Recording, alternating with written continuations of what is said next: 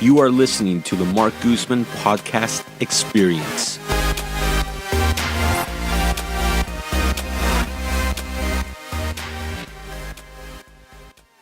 Before we get started, just a reminder that you can find all of my available rental properties on my website at marcguzman.com. If you own investment property, click on the Owner Services section to see our complete list of services. Growing up in the Bay Area, you learned a lot about the many ways the history of this region has impacted the rest of the world. In fact, many social movements that changed our country originated right here in the San Francisco Bay Area. Social culture is not the only thing the Bay Area has provided the world. The Bay Area, especially the East Bay, saw the rise of a musical revolution that began in the 1970s, the introduction of punk rock. Today on the podcast, we have East Bay natives Corbett Redford and Anthony Marchitiello, who wrote, produced, and directed the documentary Turn It Around, the story of East Bay punk. This film captures 30 years of punk rock history and is one of the headlining films in the Albany Film Festival. We discuss their documentary as well as their time growing up in the East Bay and the influence it had on them. Yeah, so I went to go check it last week to see if they have it, and they don't have it yet. Oh, but it's exciting, though. Exciting times. Did you try the Duff donut or whatever it was? No. The donut? The donut from Dough. They had something. There was Duff. There was a Duff product there. I feel too. like that came out years ago. Yeah, it was a few years ago. But there's every once in a while you go into a 7-Eleven. No, but there was something that came out recently in a box. They have a donut. Oh. It's the they did have it as a promotion, but now they have some new thing where it's a big Simpsons donut in a box. Well, not all the 7-Elevens have caught up. So if you're like in Wisconsin and you pull into a 7-Eleven, they're still like, oh yeah, we just got this new. Pinol's about to get its second 7-Eleven actually. Where's that one going to go? The Valero up on the hill is turning into a 7-Eleven. So, yeah, the fast food capital of the world. Growing up here, per capita, there was more fast food than anywhere else in the world. Really? Yeah. Yep. Wow. I mean, it's a if you think about it, thing, you know, so I guess it's a little bit it's a trick, but yeah. Have you seen the videos of 7-Elevens in Taiwan? No. They're like luxury restaurants. And you could, but everything is like just there. Like you can grab it like cup of noodles, but they have like cup of noodles with like fancy beef, like sliced beef, and it's amazing. Whoa. And they have sit down areas, and so they have all these different microwaves. Yeah. And you hit the number, and microwaves it perfect to the right temperature. They did not hear. Yeah. In Japan right now, someone's like, "Have you heard about these tater tot bars they have in Pinole? Yeah. They're awesome. They're perfect. It's the perfect tater tot bar." No way, man. All right, so I want to thank Corbett, Anthony, for coming on to the podcast here. Thank you. Thank you. And just for the people watching and listening, we are going to be tasting the 19 Crimes red wine. Have you guys had this wine before? I have not. No. It's Australian wine, and I have to say it's pretty neat. So they have these figures that are, obviously infamous criminals on their cover. But if you download their app and you point it toward their wine bottles, the figures start to talk to you. What? Yeah, and they tell you a whole story about what they did and what happened. It's totally trippy and very cool. They just come alive. That's That's awesome. Yeah. Wow. The future is now, man. Well, sold. I don't know. That was Yeah. pretty easy. Yeah. Go buy some wine. Yeah, and it's like $10 or $15. Cool. Yeah, their high end stuff is $20. Right on. Yeah, and it's pretty good wine, so hopefully you guys enjoy it. Yeah, it's good. The guy Are you, looks like Josh Brolin. Yeah. Are you either of you big wine drinkers? My wife is a big wine drinker, so I went up to Castello Amorosa and up to I love that place. where he lives. He lives in Monterey, Okay. so up by On the Russian Guerneville River. on the Russian River. So there's a lot of wine up there, Yeah. So I was just over at Occidental camping last weekend. Oh, nice. Yeah, that's just right down the street. I love wine. Not too far. I mean, to me, it's if I have too much of it, I start telling horrible truths. But it's like truth serum. I realized when I was like in my 20s, I was like, if I have enough of this, I get bold enough to where I just start saying anything I want. Yeah. Which is kind of not good, but But I like wine. I'm not a connoisseur, but I do dig it. Are you more on the red or white wine? Red for sure. Yeah. I'm I mean, I'll drink wine. Most of the wine I've had has had like malt liquor in it. Night Train, top of the line Rhine, Carlo Rossi, Carlo Rossi jug in a box. But you know, I've also $5 2-gallon. That's right. That's usually that's what I've had most of my time. But I've also like every other artist in the world worked in the restaurant industry, so I know I've served a lot of wine. I've had a lot of half bottles to come home with me, so. You get to taste a lot of really good wines. Really good wines, yeah. I've been able to take home some wines that I could never afford. Do you remember one that just stood out that was very memorable for you? You know, I more remember the places I got them. There's a place called the DeRosa Reserve. It's a big art gallery in Sonoma County. I think might be in the town of Sonoma, and it's a vineyard that the guy has turned into his whole entire house is an art gallery, and it's massive. And when he bought the vineyard, the grapes were bad, so he got it for really cheap. He stayed there for a little while, and his grapes got really good. So he just became like this old guy with like a ton of grapes and ton of dough. So he was able to just like let artists come there. So they give tours. And anyway, I I guess I catered a party there, and I was able to take home a lot of wine. And it was an amazing time. All red wines, I can tell you that. My wife and I got the Castello Amorosa, like this is years ago. We got like their subscription, and that would come to us. I liked everything I tried.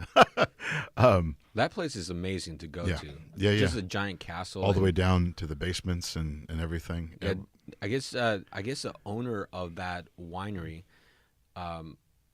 he's an avid barn collector. Oh. Like he collects barns. Like if there's something unique, a unique barn in like France, he will get it picked up, shipped over here. Wow. And he just, I don't know where he keeps them. I don't know where you would keep a whole bunch of barns, but that's what he does. That place Castello Amorosa is in a lot of movies. In some Nicolas Cage movie about like, like, hey, we got a castle up here. Come and film here, I always actually like going to the I don't know, this isn't very high end, but the place that's Corbett. Oh, yeah. Which is mostly champagne, right? It's right by your house. Well, I don't think anything's champagne unless it's from the town of Champagne. Right. That's true. I think it's just sparkling white wine. There you go. I always reach for the Coppola. You're dropping some wine knowledge right now. Hey, watch out, I had to sell this stuff. Right. But yeah, I always reach for the Coppola just for like the film. When he started making wine that said Coppola on it, I was like, oh, that's the only wine I drink. Yeah. That's movie wine. And have you actually gone to his winery? I have. I've been gone there too. I found a big hat, like a grape picker's hat, and I wore that for so long, thinking that like maybe Coppola saw this or touched it. Maybe it's Coppola's hat. I don't know. Right. They have the Don's desk there, don't they? And his cars, the Godfather cars. I don't know. They designed it a bit like the Godfather. Like they have the museum there too, though. Yeah, right. Yeah, it's a small museum. Some of his Oscars are there, and cars from the films. Yeah. And as I recall, I mean, I haven't been there in so long. I don't remember. I don't know how much it's changed. Yeah, I know they have also an indoor tasting room, an outdoor tasting room. They have a giant pool. You can rent cabanas. I mean, nice. Like going to Cabo. And that's like the restaurant part, isn't there? Don't they serve food there? Is there like I've heard of that's. Yeah. It's a pretty neat location. That'd be nice. Yeah. Coppola. Wine? Yeah, it's just far out. Like for us, it's like 2.5, 3 hour drive. Right. Yeah. For you, it's right down the street from you, pretty much. 30 minutes. Yeah, it's a little bit longer than that. Yeah. Anything outside of the river is at least 45 minutes. Yeah, it's true. River Road. So let's talk about the Albany Film Festival. Yeah, Sam sure. and I had the pleasure of going out and watching the movie, and so let's start off with this. What made you decide to bring your movie to the Albany Film Festival, and what do you think of the overall turnout to the festival? Well, we were alerted that the turnout was a record-breaking event for the film festival. So it broke all ticket sales records in the 8-year history of the festival. So that was nice to hear. It was the most attended event they'd ever had. They approached us about the movie because we have had a long-standing relationship with the festival. It wasn't we didn't submit it. Anthony 8 years ago was credited by all of the current organizers as starting the film festival. Anthony, you worked for the city of Albany. Yeah, they have a small community access television channel there, and I was the only employee, and they had a ton of money because a fraction of everyone's cable bill goes towards the county to fund this TV channel, and no one did anything with it. So with all the money that needs to be spent by a certain time, we were like, well, let's have a film festival with some of this excess revenue. And so we did that, and we put it together like in a small, it was like in a community center. Yeah, it's over there on Marin Avenue. Yeah. That was my office. I worked there. I worked in the basement of that building for 4 or 5 years. They gave me a TV channel. It was ridiculous. Like they gave me the keys, bunny buns, and like a button to press where I could just pump out television to like unsuspecting. And they weren't regulating what you were going to put out. Absolutely not. I was regulated by myself. There was like a nude baker show. Yeah, there was a Bunny Buns who was a topless. She actually had a show in Berkeley. Berkeley Public Access is still going pretty strong, and they got some wild stuff. Paraplegic lap dances was one of the things that I really enjoyed. That must be Frank Moore. I don't know, but it was amazing. Well, you went to do the first festival, and you said it was all coming together, and he goes, "Hey, do you have a suit?" You said you have a tuxedo. Yeah. And I go, "Yeah, I do." And he said, "Well, you're my host." Yeah, you're the host so of the show in a couple days. Wound up hosting the very first Albany Film Festival. I got to interview. Anthony had set up Geoffrey Bodo, an animator at Pixar, Les Blank, the famous, I think Oscar-nominated documentarian. Oscar-nominated, one of the godfathers of documentary film. Yeah. So I got to interview all these people at the first Albany Film Festival. So we always maintained our support. Anthony moved on from the city of Albany, and then about 2 years ago, filmmaker Dylan Bergeson, who works for AJ now, he did a documentary about my satiric folk rock punk band, Bobby Joe Ebola and the Children McNuggets, and he did a film about us, and it won Best in Show and Best Documentary at the festival. So we've had this long-standing relationship with them, and they saw that Anthony and I had made this feature film that, played at the IFC Center for 5 weeks, at the Cinerama Dome in Los Angeles, and played in 150 theaters around the country, and they were like kind of proud of us, and they said, we'd like to honor you and our relationship by just having the film. So that's how the film wound up coming to the festival. Okay. So the movie is called Turn It Around, and it's a documentary story, and over 2 hours too, about the East Bay punk scene. Yeah. I have to admit, when we saw it, like at first I was like, man, this is going to be a long documentary, over 2 hours. Right. But it was like 2 hours in, and you're just sitting there still watching it. It's so interesting, and it was a great film. Thanks so much. Thanks a lot. Yeah. We had thoughts of making it a series at a point. We had 5 hours of footage put together, and we thought, no, our hearts are set on making a film. So we wound up editing it down to 2 hours, 37 minutes is what the film wound up being. So why East Bay punk? Well, we're both from the East Bay. We wound up kind of landing in punk music, Anthony and I, because we were just outsiders in general, and we were artists, and I think it's where we're from, and so punk in the Bay Area started in San Francisco, and it wasn't until a few years later that it really blossomed in the East Bay. So I think, we have an interest in punk music. It's not our only interest. Obviously filmmaking too, we were in the punk community for over 20 years, and Green Day came to us and said, hey, we want to make a documentary about our early history. We're an East Bay punk band. We think that you guys are the guys to do it. So we said, okay, that Corbett, I've never made a film. Anthony's made a film before. Anthony went to film school. I was like, Anthony, where I go, we go together. We've been collaborating for decades, and so here we are. Now, did East Bay, or not East Bay, but did the punk rock, develop out of the San Francisco Bay Area? No. England and New York both vie for who did it first. Okay. I think that there was, things like Lou Reed, The Modern Lovers, Patti Smith, coming out of New York, and places like Boston and stuff. There were the inklings of what, proto-punk, pre-punk, and then the Ramones happened, and I think there's a quote from Lou Reed where he says, "Okay, it's done, we're over. Somebody did it." Like where you're listening to it and you don't know whether or not to laugh or to just be so excited. Like the Ramones to me are really probably my favorite punk band. But in England, they had this working class thing. There was a lot of, the Sex Pistols and the Clash and, the Damned, and there were all these things coming there. So those are the two places. But soon after, punk came to San Francisco. And you've got Avengers and Dead Kennedys and Flipper and, Pearl Harbor and the Explosions was another band that came out of that era. And so it kind of goes New York, England, San Francisco. Okay. And by that time, it's spreading. By the time it gets to San Francisco, it's going everywhere else so fast, and then it just becomes everyone gets Los their own Angeles regional sound.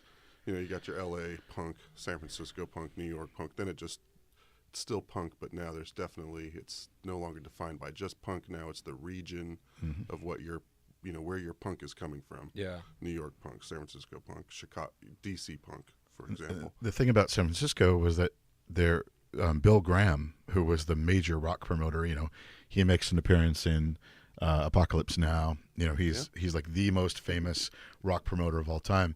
He was doing these big rock and roll acts. So punk starts really kind of picking up and getting more popular. And these kids that are coming to his shows are breaking things and riding all over the place. And he's like, I do not like this. And so it was relegated to being in a Filipino supper club in what is that district up there north Beach? North Beach, yeah, called the Mabuhay Gardens. So this Filipino supper club became it's like CBGB's for our coast. And CBGB's is the famous New York punk bastion. We had a Mabuhay Gardens. Couple years ago, the artful punk bands that weren't just about the hardcore. It wasn't just all fast. Start to Dianne Feinstein start shutting clubs down. The Kevin Collins kidnapping got everybody kind of up in arms and worried about derelicts and crazy people being around. And then hardcore came out of Los Angeles and it started moving this way. And then a lot of kind of white kids with a lot of anger issues looking for a place to belong started glomming on to kind of racist nationalist stuff, the skinhead movement. So that kind of came into hardcore because the aggression was there. Mm-hmm. And the people in San Francisco, at least, were like, whoa, we were doing this to be artful and to be community minded. And now we're just afraid. And so at that point, that's when the East Bay came into play, saying, we need a place that's all ages, that's no violence, no alcohol, no drugs. And that's how that all came to be with Gilman. I think that was the biggest shift in the genre itself, because you had 21 and over clubs, but then as soon as the East Bay opens on Gilman and it's all ages, now you have the ability for a slightly younger generation, more goofy type to it. Very much and then so. you see it evolve, and so it's really neat to see how all that progressed, and it explains how the genre is. The goofiness makes it easier to be a part of. Yeah. You don't feel like you got to be cool to come and fit in, That's how we got involved. Yeah. I was cracking up at that scene where Billy Joe is talking about he heard about the Gilman Club, right? And they're like, "Yeah, there's mosh pits in there, but no one really fights in there. They just ride tricycles in circles." Yeah, and they roll you up in a carpet and spin you around. He says, yeah. And that as a kid, if you see what punk is, it looks kind of scary, but then suddenly you're like, wait, maybe that sounds pretty fun, right? And so it was nonviolent, it was fun. So the East Bay really kind of was an answer to what was happening in punk. The violence, the clubs were ripping people off. There was no place for young people to go, and that's when the East Bay popped up. So I thought it was a pretty inspiring thing to cover. So Yeah. How long did the total production of the movie take? 4.5 years. About 4.5 Wow. years. I mean, and Yeah. Corbett's he's still on his phone even today. Just they're going over Blu-ray sample covers and just Yeah. he hasn't been off. So of you're this not thing. even done with it yet. I mean, he's done, but he's not. I mean, it's. I think there's about to be another crazy uptick. It was really awesome seeing the film play in Pleasant Hill and at Hilltop, and and like 8 weeks in Berkeley, 9 weeks in Oakland. It was in real theaters all over the country. Like it was a real movie. The theater I saw Beetlejuice in. Right. It was still limited release, but I think 150 theaters wound up picking it up. So let's say maybe 50,000 people have seen it. But when digital comes out and disc and Blu-ray and all that stuff, which is mostly how people watch things, I don't know how many people, hundreds of thousands, if not millions of people will see it. I think in the next 2 months is when it all comes out on digital download, streaming, cable.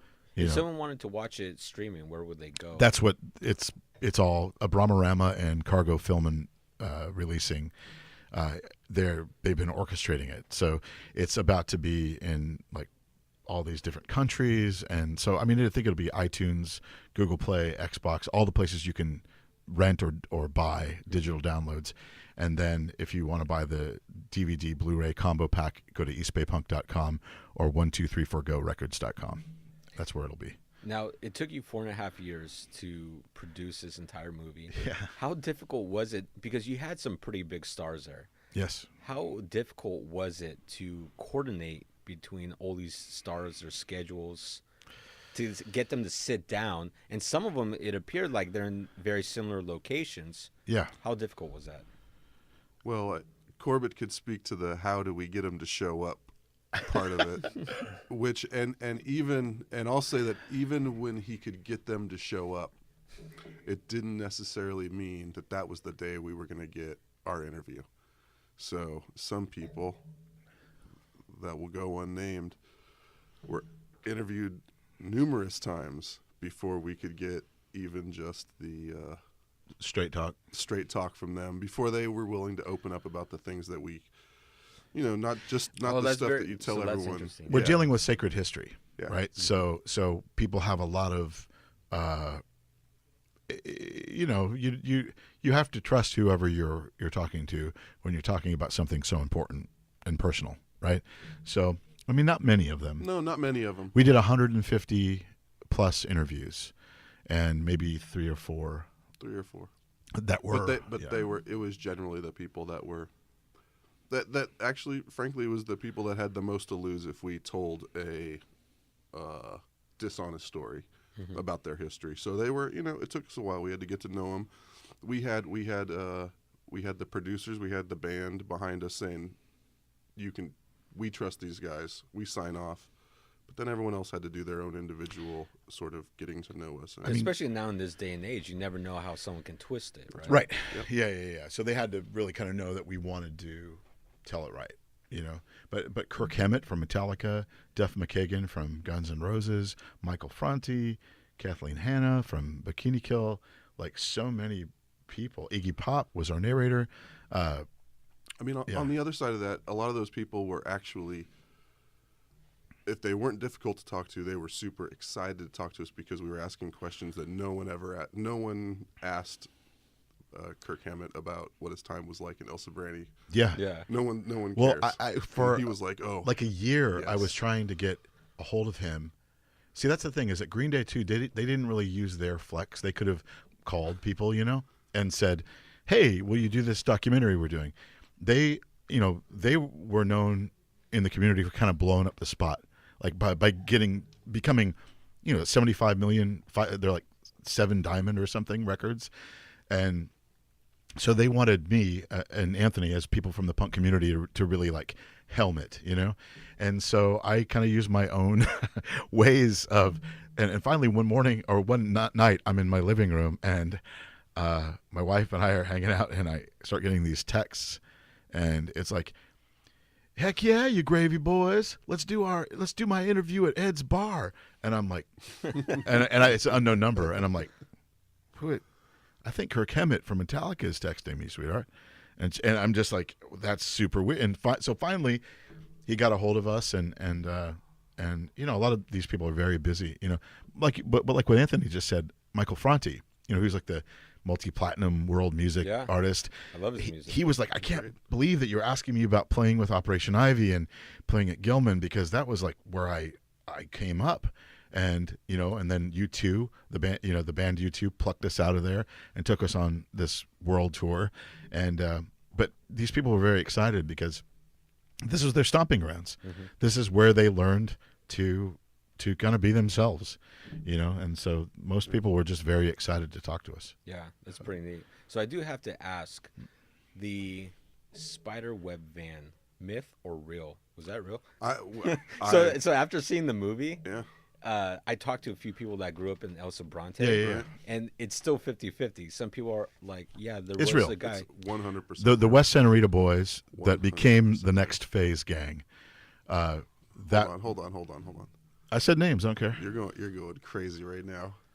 Yeah. You're going crazy. But we have to bleep these names out. Look, I know names, and I actually went up talking to people in the gangs, and they were like, wait, what? How come you're doing a movie about Next Phase? How come you're doing a movie about the West Santa Rita boys? And I was like, we're doing a movie about the culture, you know, of the area.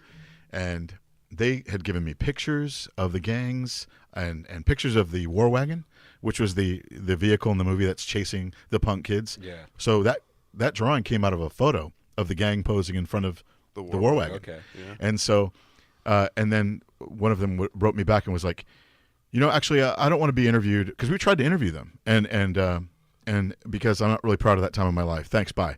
And I had to honor that. You know, that's, to me, it's like, oh, cool, you made better choices in life later than to not be in like a racist gang. you know, like, so cool. Like, I'm not gonna, you know, so I'm not using names, but the names of the gangs were real. I'm just joking. Yeah. So, you know, and then there's still tinges of that, you know, but you also got, you know, a lot of thoughtful, like a lot of the you know, professors. Since the 80s, El Sobrante, I'm just like the entire Bay Area has changed so much. Oh, very much so. Yeah. But there's still the people who are, you know, they remember El Sob #1, you know. Primus. I think that also varied depending on the person, you know, like when you're Kirk Hammett walking down the street, it's a lot different than in El Sobrante. Kirk Hammett, you stand out. Yeah. It's gonna be rough. He was bummed. He was a San Francisco kid. Yeah, he was a Filipino kid. A Filipino kid with long hair in the '80s in El Sobrante. And his mom's like, "I'm gonna open up a hair salon in El Sobrante. You got to move with me, you know, out of San Francisco," where he was accepted in San Francisco. But then he goes to El Sobrante, and back in the, you know, 70s and 80s, it was like. And even when my dad, my dad grew up in El Sobrante. I just want to say that's my point. It just depends on who you ask. I mean. Yeah. If I grew up in that time and I walked down the street, I'd be like, "Oh, what are you talking? What white trash problem?" But I mean, Larry Lalonde from Primus said the same thing, though. He was a long hair, though. Right, that's what I'm saying. So it depends on who you ask. Then I think it's far more obvious to you that what a place is like. Because when I grew up there, I saw it, but I mean, no one was throwing beer cans at me. Yeah. You're a big dude, though. I wasn't always a big dude. What? I grew up a small kid. I grew up. I was a kid one time. Oh, that's true. So 4.5 years putting this production together, hours and hours of interviews with each individual person. How do you condense it down to a story that you can tell that's fluid? Because you're switching between, you're not just showcasing one person and them telling their entire story, but you're adding their story and mixing it with 10 other people's story about the same topic, same person. How does that all work? I mean, a room full of marker boards was one thing, to where we would make a map. Taking 500 hours of interview footage from 150 interviewees and basically time coding it all, having story editors who would watch it and pick out themes, like, you know, if it was about a certain band or if it was about a certain region or a certain style of music, they would use keywords in the time codes. So if we were coming to a point in our storyline where we needed something, we could put keywords into this engine that we built, with all of our story editors, to where it would bring up all the footage and all the time codes where that kind of stuff was talked about. So then we would look at, okay, well, we have 20 clips about that one thing. Who said it best? Who's relevant to the topic? And we would just kind of go from there. I mean, it went through a lot of changes, and there was a lot of really, I think there's only like 20 minutes of deleted scenes on the Blu-ray, because that's as much, because the movie's so long, that's as much as it can hold. But there are hours of deleted scenes, Yeah, we built, when it was 5 hours long, it wasn't just 5 hours of stuff we could put, it was 5 hours of built out, just like you're talking about with, 30 years of history number of and people. 500 hours of interview footage. Yeah. Right? So you condense that down to 5 hours. Yeah, we had 5 hours. I mean, it would Everything take us is sacred all at day that to point. Just watch it. We'd have to take breaks, like, come back and do it again the next day. You may have to release a part 2 DVD anniversary edition. Maybe, yeah. I mean, there was those moments though, man. I mean, like when we were in there and something we just knew, those moments of like revelation or light where we would just be like, we've been struggling on this thing, trying to figure out what's best. And then you just kind of stand up and you don't really cheer. You just walk around, smacking things and smiling, and you're just like, yes, finally. We just both knew, like it's the end of the movie. Actually, it kind of went. It was like we were story editing, he and I in the office, and it just went chunk, chunk, chunk, chunk, boom, and we just knew. Like, I don't know. It's hard to explain. It's really, to me, it's like you wind up knowing all of it. I mean, I really think movies are. They're an illusion, You're making it's a magic trick that we're playing on an audience every time. It's exploitative. Yeah, we're and to for us, I think when those little points of revelation where it's kind of like practicing or trying to create a magic trick, and then watching it happen and being like, oh, never seen that magic trick before. Like no, like oh my God, I can't believe we just figured out how to pull a rabbit out of the hat. And you get a bunch of those, and it's like, oh, this is amazing. The personal feeling you get must be amazing when you have the movie finished, done, and then you sit down as an audience member and watch your own film. Yeah. I mean, I think I've watched it with audiences maybe 15, 20 times, and it never gets old. It's always like, man, like this will be out there. And they say even if you made a bad movie, once you're done, if you made it, you win. Yeah. Like if you actually go through and you finish it, you've beaten most of the people who have tried. Yeah. So it's. I don't think there was really any point where we didn't think we'd finish though. No, we knew we'd finish just because we were being we absolutely had to, just because we'd put so much into it. Yeah. But I remember actually a lot of the time I had already had a film that Corbett was a big, huge part of that had been screened in front of an audience. Festivals. And I remember like when things would get really horrible, and we're like, "Oh my, this is just so monotonous putting a film together." I mean, it's just it's hard to explain how monotonous it is. But I would tell them. So now, are you talking about just seeing the same footage over and over and over again? The editing, the same, sitting in the same chair, every single day, to sit down and turn a computer on and to be like, "Oh, I'm going to watch these people talk again." I mean, it was 60 to 100 hours a week for 4 years. Yeah, I mean, it was... that you get into the no fun zone sometimes. It's not... It's like... You've watched the original footage way past the 500 hours many, many times. I mean, we got to know all the bookings hours. and all the licensing and the releasing and the music. We did all of it. Yeah. And eventually we didn't need the database anymore, where we could just be like, oh, remember... Yeah, we just knew. This person says this. Oh, I know. I even know where that's at. That's at 2 hours and 47 seconds. Yeah.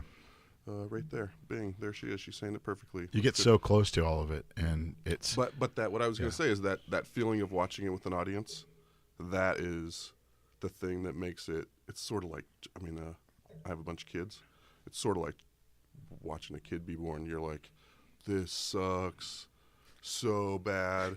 And for like my wife, I'm just like, oh man, I'm sorry. This is really, if I could just stop this, I would just be like, forget it. But then your kid's born and you're like, what? Forget all those problems. Right. Sitting in a room for 4 years, who cares? I'm eating popcorn with an audience. Yeah. Watching a film. where I watched other films. Yeah. Like, oh. Yeah. When we found out that it was going to be at Hilltop Mall, which is like our mall, or our place, I couldn't believe it. I was like, what? Wait, hold on. It's going to play at Hilltop? Yeah, hometown movie theater. Yeah, it was like, Let's call our grandmothers. yeah, and then well, maybe not, but it was something else. And down in Los Angeles premiere at the Cinerama Dome on a Monday night, sold out on 3 screens at the same time that Kirsten Dunst was having a red carpet affair at the same theater in the smallest theater there. Not sold out. Not sold out. Ours was on 3 screens at the Cinerama Dome on a Monday. It was like, this is crazy, like in the biggest theaters there, Now, so. when the two of you were kids, you ever think this would happen? Yes. Yeah. Yeah. I mean, we I think, well, hope is. I mean, word, I did. right? I told everybody it would happen. Yeah. I don't think we ever really thought. And then we met, and that was Yeah. the we first thing met, we it ever was talked like, about was oh, movies. Here's another jackass who thinks that he can make movies. Yeah. Like, Coming out of this, this is a crap match town, This is a match made in heaven. Yeah, We're yeah. both dumb enough to think that we could do this. Yeah. Now, the interviews, were many of them scripted or just really natural conversation? None. I mean, well, no. I had. So one of the cool things about this movie was that we had people from the scene, like Kamala Parks or Robert Eggplant, and a bunch of people on our crew who came up in this scene and knew these people. So I had done my own research and study and learned a lot through the interviews we had already done. But I would come into the interview with, 20, 30 questions. That some of these production assistants would help me come up with, or that I knew I need to ask that person about that thing because that can connect the dots with this other story. So I had questions, but a lot of times, people would just start riffing, and they would just, start talking about the things that they wanted to talk about instead. And that would lead us down these even different paths, So, I mean, it was pretty natural conversation, We did decide that my voice wasn't going to be in the film. So it's difficult. A lot of these people had never been interviewed before, so you tell them, when I ask you a question, it's not a yes or no question.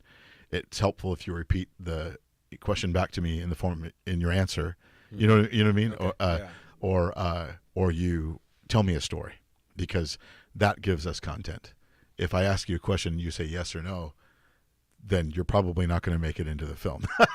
Yeah. So there was a lot. We learned so much. Yeah, if we would have went with the story that we had before we did the interviews of what we thought the film would be like, it would have been a much different film. We learned so much. We, watching it, we would, every once in a while, we'd be shooting an interview, and someone would say something, and Corbett would look back at me on the camera, and we'd both just sort of like shake our head at each other like, yep, we know where that's going. Yep. Bing. And sometimes we thought we knew where things were going to go. Like, oh, do you remember when you said? Then we go back and watch it, and we're like, what were we thinking? I mean, some of the most famous, well-known stories about this whole scene aren't even in our film. Right. They've been told before in many ways, but we just decided that we'd kind of let it organically happen, And I mean, one of the questions we got a lot was like, "Oh, Green Day's executive producing this; they're paying for it. They were." Kind of maligned from the scene for a while for signing to a major label. Are they somehow pulling the strings and having you guys do something? They were supportive, but I don't know if the word negligent producers. Negligent. They basically were like excited and supportive, and they would love hearing about what we were doing, but they were not in any way there to tell us what to do. They actually They're influencing us, yeah. They didn't even show up to the interviews sometimes. Seriously, I mean, Did that happen? yes, Oh yeah. yes, it did. They were.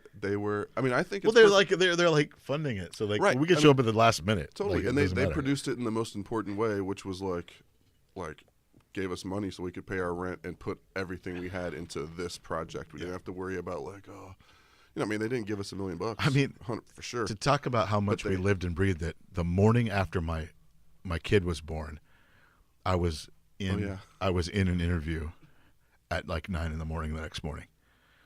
I was reluctant and I was upset. But it was a big interview. But it was one of the Jawbreaker guys. Yeah, that's what it was. Who would and there was nothing I could do about it, you know. So I went out that morning and I got all these groceries and all this baby stuff. There was a storm, and I came in and my wife and my son were with her mother, and I just dropped all this stuff and I was like, I gotta go. I hadn't slept, Yeah. you know. But that just shows you like the amount of dedication that it took. You know, it was something else.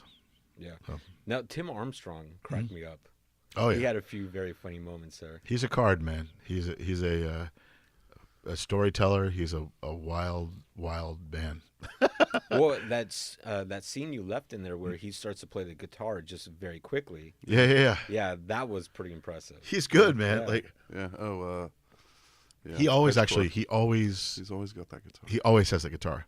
Like there's no joke. It's like And that's a it's a guitar that his friend gave him when he was Matt Freeman gave him that guitar. 16 because the other one got stolen or something. The other It was in one. a car. And it got The other stolen. one was left in the car and it was stolen. Yeah. And so Matt Freeman felt really bad, so he bought him that. It's like And Matt Freeman's a bass Linus from player. Snoopy carries a blanket. He literally has that guitar wherever he goes. And so for him to just hold that during the entire interview, we did 2 interviews. It's pretty irritating. Yeah. He carries the- Because he makes noises with it. Yeah. And, yeah. I mean, and I got to go on tour with them to be a photographer. And that thing just goes everywhere. Everywhere we're going, we're like, oh, we're go get dinner. Okay, wait, I forgot my guitar. Like, and the other thing is, they would play these shows, huge shows where they're like sweating and they're running around. These guys aren't young, you know.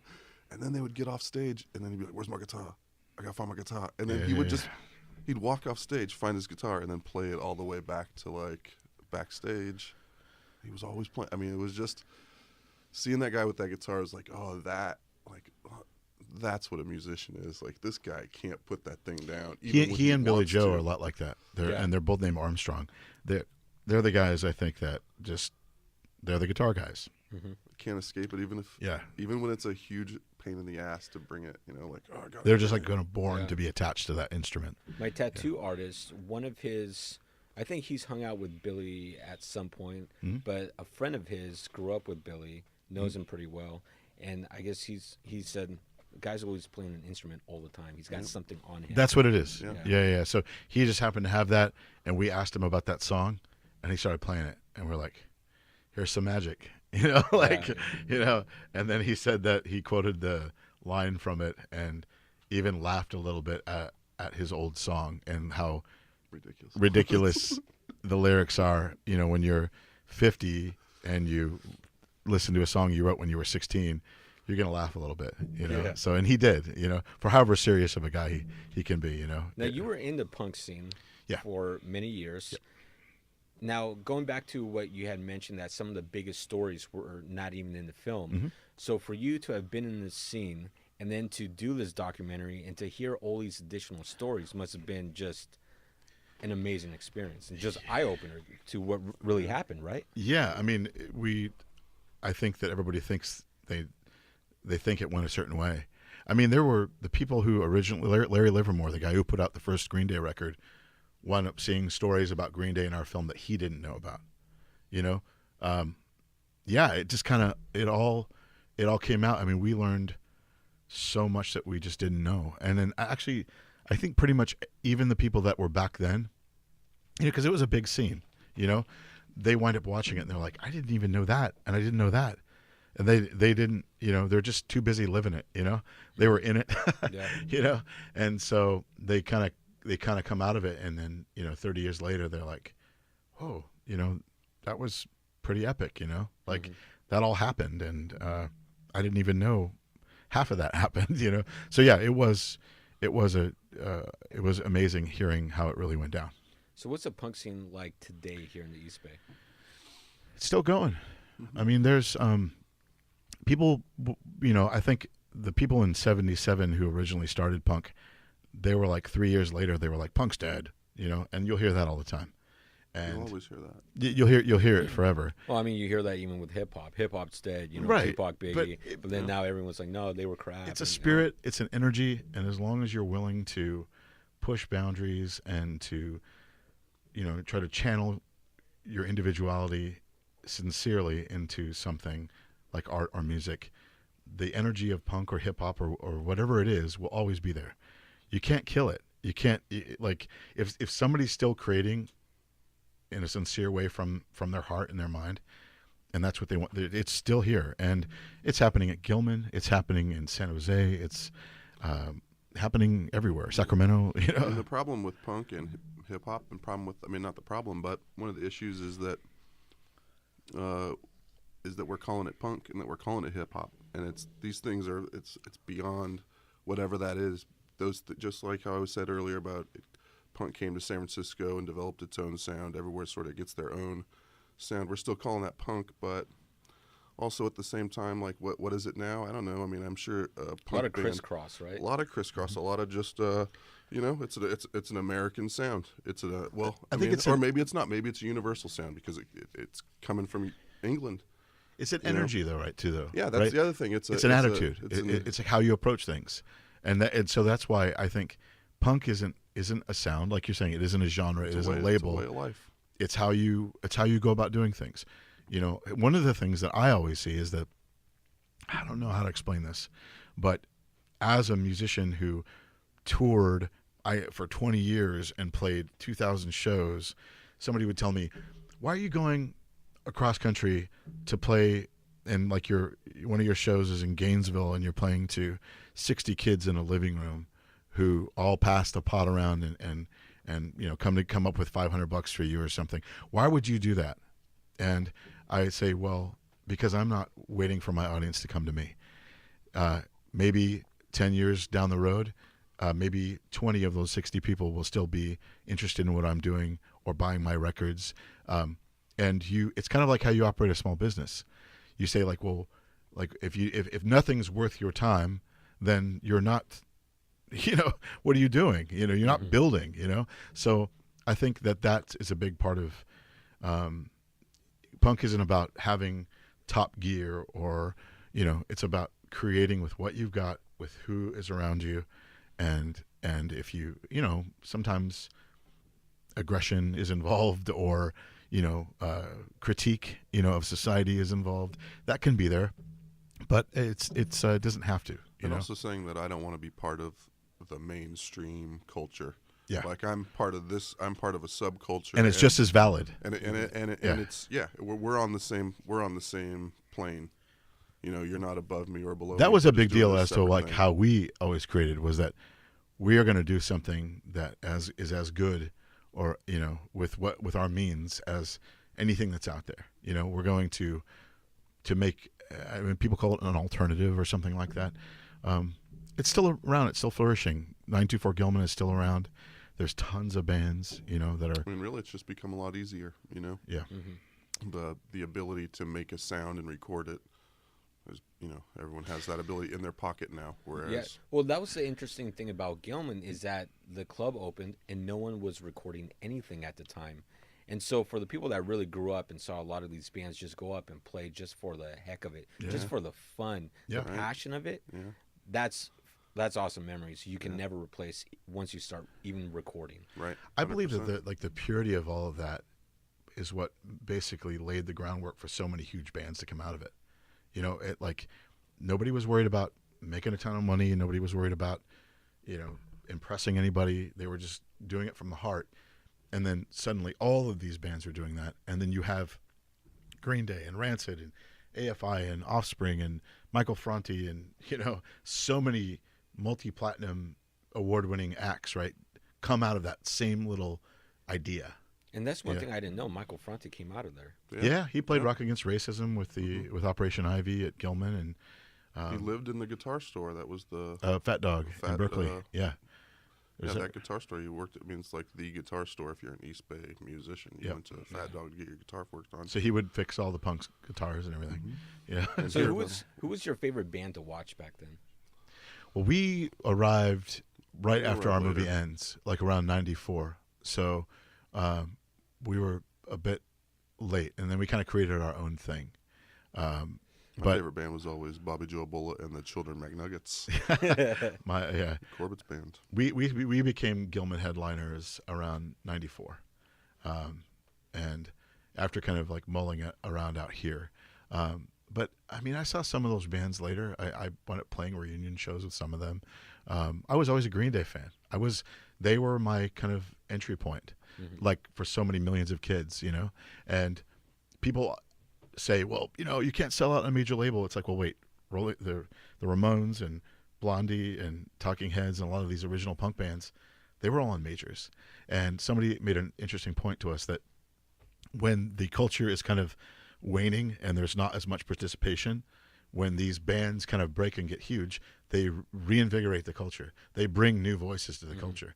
And there are plenty of, you know, activist-minded, very thoughtful, artful people that are who are brought to punk by the mall punk, you know, and then they start learning and they dig deeper and they learn more, you know. Well, Mike from Green Day also made a good point on the film. It's like, why can't I make a successful living playing what I want to play and making music the way I want to make music? I mean, the punk idea is that when you sign to something like Warner, if you follow their paper trail, it leads to GE and Boeing and war profiteers and oil profiteers, you know. Yeah. So that's where punks are coming from when they have that venom. And so I don't believe that vicariously that you're guilty. That's a personal opinion of mine, but that's where they're coming from, you know. Yeah. But the fact of it is Green Day, like a lot of these people that will cry out, sell out, come from places of privilege.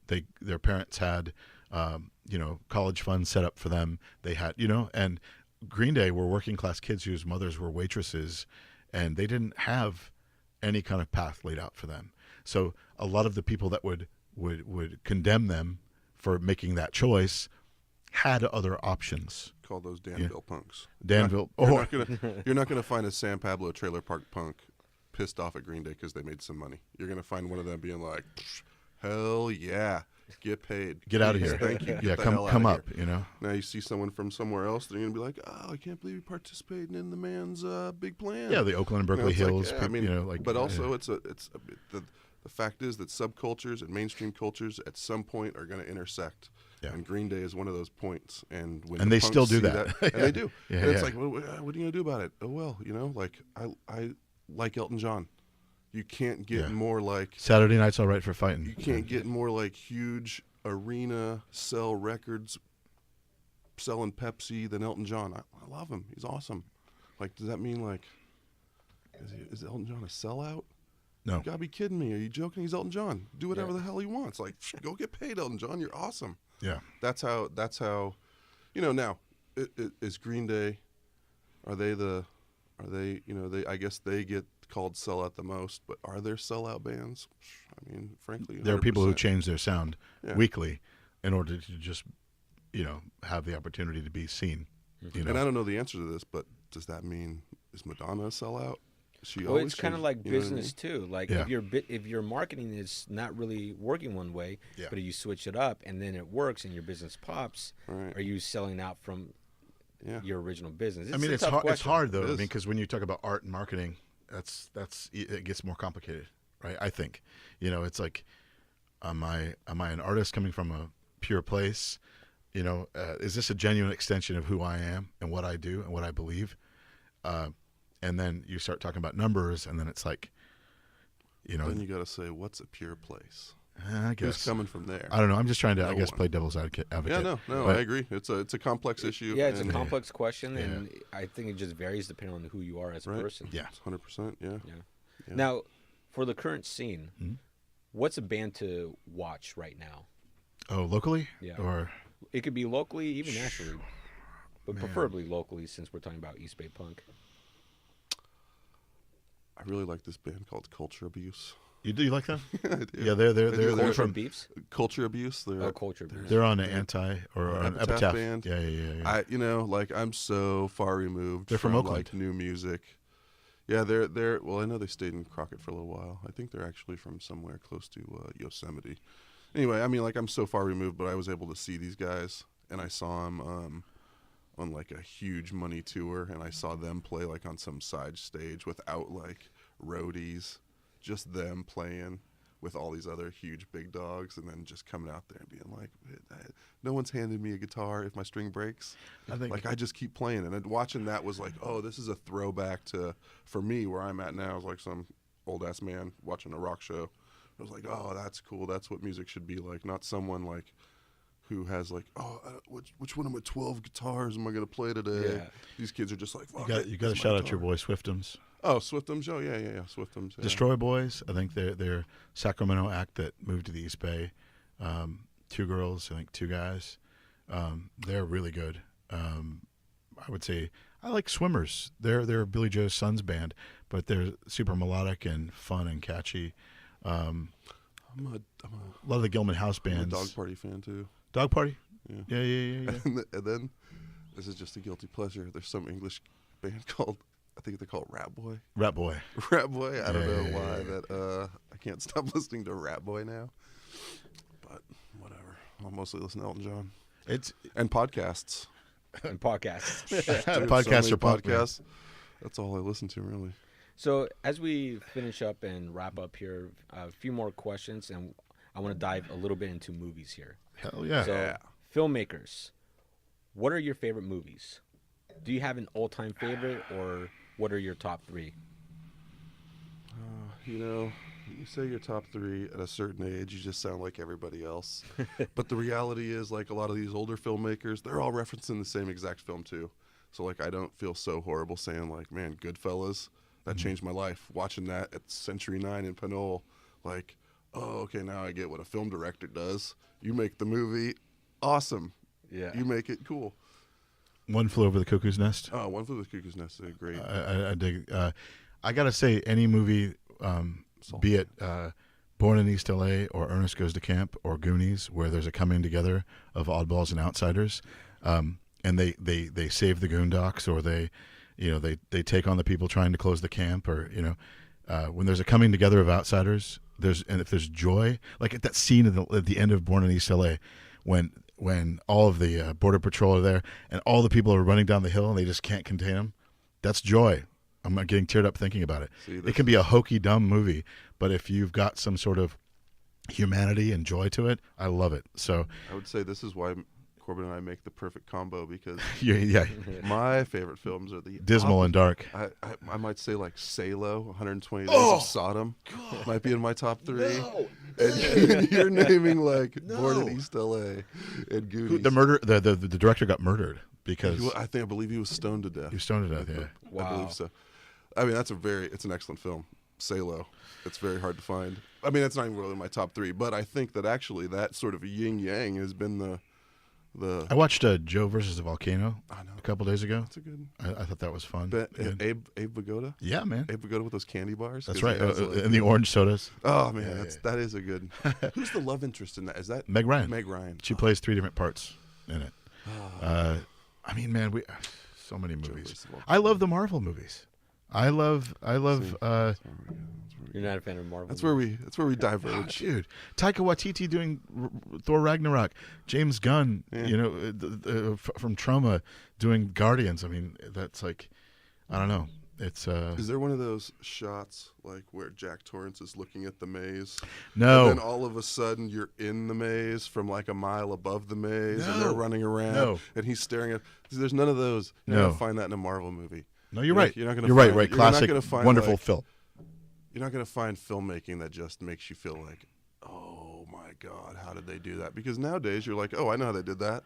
Some dude hopped up on a computer and he finagled I'm starting to like also stuff onto a movie screen. Rent or find a lot of movies from my childhood, like Space Camp or Flight of the Navigator or Six Pack.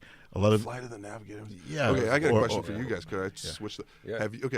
Have you guys gone back and watched a film that you thought was amazing when you were a kid, and then you watch it now and you're like, it's horrible. What the hell was I like? This movie is really legit one of the worst movies I've ever seen. So I'm going to bring this up because I know my girlfriend's going to be listening to this episode and probably watching it too. And I make fun of her about this all the time. And one of her favorite old-time movies as a kid was The Magic Crystals. Or the Dark Crystal? Dark Crystals. Dark Crystals. Dark Crystals. Yeah. Yeah. This is crazy. Now, So That's my example. you go back to watch it, it's like, wait, what? Yeah. Dude, 100. That is my example. It's Dark Crystal. My wife watched The Neverending Story the other day Oh, because no, she you loved it ain't- as a kid. Don't start. Just, I love that one as a yeah. kid too. And it's awesome now. Stop. Stop. It's awesome. Stop.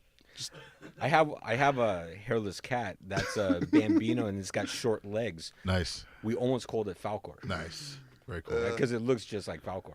someone actually mentioned that Neverending Story has a very thick pedophilia thread. I don't in know. it, and that sort of changed my. Now, Neverending Story 2, you win. That movie sucks. But Neverending Story 1. Return to Oz. Hey, Yeah. Return to who Oz was is it that, awesome. talked to us about the Dark Crystals. It was Ben Burris, right? From the Chabot Center. Yeah, I think it was him. But we had finished the podcast and we started talking about movies, Yeah. and he mentioned we started talking about the Dark Crystals, Yeah. and he says, go back and watch that movie, which I still haven't done. Yeah. But he says, go back and watch it and look at the story. And it's a really, if you analyze it from Yeah. a story perspective filmmaker, Right. it's a phenomenal movie. Yeah. The storyline and how you have two opposing sides that used to be one, Yeah. and then they reunite again. I liked Now I the gotta Shape of watch. Water. Yeah, you got to Dark watch it again, Crystal. The Shape of Water, Shit. I thought was really awesome. I wouldn't find For as absurd as the concept is everyone's like, oh, she had sex with a fish. When I left the theater, I was like, I know what that's about. And I watched an interview with Guillermo del Toro after, and I was right. He said, this is about maligned people. You've got a deaf woman, a black lady, a gay dude. They're the only ones who can save something divine from kind of like toxic, militaristic, like dude core. I was like, I saw that as that movie that like it's only the maligned that are going to be able to save anything divine. It's I don't know. It's kind of a Christian concept actually. It is. The least of us will. No, Yeah. I thought it was a great movie. Yeah. So what do you think about the latest Star Wars saga? I loved it. I like both of them. And I thought that Here's where the opposites come into play. you're not big on those kinds of movies though. I love the first 3 Star Wars. Okay, so do I. Okay, I love them more. I love I mean, which. they're great. Okay, Now, which of the first 3 do you love the most? Episode Return 1 of the to Jedi. Me too. See, so, Come so, on, Ewoks and everyone's like Jabba the Empire, Hutt. Empire, Empire, but Jedi was like the phenomenon for me. No, it's the best one. Yeah, It's Jedi was 100%. fun and big. Because also they went to the woods. All right, You don't go to the woods nowhere else. I don't know about them can't- Ewoks, I though, can't Jay. go to any of those other places, but I can go to the woods. So- I can feel like a Jedi. A lot of people didn't everyone. like the Force Awakens, and I thought all of the new characters were great. I didn't. I think the casino scene in the Last Jedi was just. I watched the behind the scenes, and they were really into it. That scene, I thought it was kind of unnecessary, and I didn't. Yeah, it didn't add to the It, story. it didn't at add to all. the story at You all. could've removed it I mean, and- they had the kid at the end with a broom, Yeah. and everything. It's like okay, but I thought that the use of Luke, the use of Leia, I thought all that was dope. I thought the use of Kylo and I mean they're saying that J.J. Abrams is probably about to undo that whole lineage thing in the third one. Like I don't know. I liked it. And to anybody who was like, did the sound go out when the big carrier gets blown out? That was badass. Though. They had to put a sign in theaters to tell people that wasn't gonna that wasn't there was no problem, because people were like complaining and asking for their money back. Oh, If you're paying attention to a movie and you watch it, you're just like you're. I was like, whoa. And that was one of the most scientifically accurate parts of any Star Wars movie. Quiet in space. Right. I enjoyed The Last Jedi, and I think it was an appropriate end for Luke, and I think that it was awesome what they did with Leia. And Have you seen some of the previews for the Han Solo movie? yeah, at first I was like, oh man, I don't know about this, but then I'm just like, I love Star Wars, so like, I mean, I love Han Solo. I love Chewbacca and the Millennium Falcon. My kid loves the Millennium Falcon. And so I'm gonna go into it with an open mind. So, but at first when I saw that, I was like, oh man, is this gonna suck? I love Rogue One. Yeah. That was a well-made movie. Too. Yeah. So I think it ranks. I think The Last Jedi ranks up there, and at least top 4, and for me. So if there's someone or something that should have a film made about it, What is that? I'll pass this one to you because Person or somebody. It could be a person or someone. I mean, Oh something. man, that's all I do with my life is thinking about what should. I mean, everyone should have a movie made. For a long time, I thought the subject of one of the main subjects turned around. Tim Yohannan should have a film made about him. I just thought that his life was so amazing. He did stuff that, like, the more and more I learned about him, the more and more I was like, oh, taking on Bill I Graham. love this dude. Like, He was that is exactly what. This is the kind of guy that I want to be. Like, this dude, he's figured out a way to, like, get paid from a job that he doesn't have to go to because really good at it. He's really good at his job, so he gets paid and he gets it done in like an hour a day instead of 8 hours a day, and still gets paid for an 8-hour day. Takes all that time and money and energy and puts it towards these other creative endeavors, the magazines, the records. And he was at the People's Park protest when Reagan sent in the troops, and and then tragically he's gone. And I think every piece of the Tim Yohannan story is just a cinematic building block. So that's the one that I think about all the time. I think about, man, I hope that we can be involved. If someone ever sees the beauty and the important thing that he did, then I hope that somehow we can be involved in that, telling that story. Other than that, I'd make a Gene Wilder movie right now. That's a good idea. Yeah. I don't know. I'm drawing blanks. So, hey. Better than shooting blanks. So going forward, what's the next step in your guys' career? Is there going to be another documentary? Maybe do you want to do a different film that's not a documentary? Yeah, definitely. I think we have some projects that we're working on together. I think we'd both rather not do a documentary unless someone wants to hire us to do a documentary. Yeah, then we'll do that. Yeah, but I think our brains are more aligned with narrative features. I acted for a long time. I've acted in everything he's made, and so I think arriving at this documentary was kind of fateful and kismet, and it just happened. We would gladly make another documentary, but I think we have 10 to 15 different projects that we would want to get off the ground. Been talking to some people about so-and-so, been talking about just doing something on our own again. But we'll see when the profile of Turn It Around, when it goes digital, a lot more people will see it. And it's such a huge endeavor to take on a movie, so it just ended the production just ended about 5 months ago, 6 months. And he was on his phone when we first got here. He's sitting here looking at the Blu-ray covers, like, check this one out. Look at this. I don't know. So he's like, he's never done he will be done doing that eventually. Yeah. I'm still tied to it in many ways, so I'm looking forward to what's next, So narrative features probably is. Yeah. So Corbett, Anthony, thanks for being on the podcast. Thank you, Marc. Yeah, thanks so much. Very kind been of a you. lot of fun. Great episode. And wish you the best in future endeavors. Thank you kindly. Good luck. You too. And good luck with the movie and the Blu-ray, and I'll look out for it. Should be at the beginning of June is what we're being told. So Okay, perfect. right on. Thanks for having us. Thank you so much for listening to the podcast. Thank you to our producer, Sam Lubman. Please subscribe, like, comment, and share the podcast. Remember, you can listen to the podcast on iTunes, Podbean, iHeartRadio, Google Play, SoundCloud, and anywhere else you listen to podcasts. For more information on my business as a property manager and real estate team, go visit my website at marcguzman.com. I really want to thank all of you for listening. It means the world to me, and I hope today's episode provides you value in your day-to-day life. I created this podcast to help showcase the many great people that live in this world and help share some knowledge that I've learned along the way in life. Again, thank you for listening. Check out our sponsors, and I'll catch you on the next episode.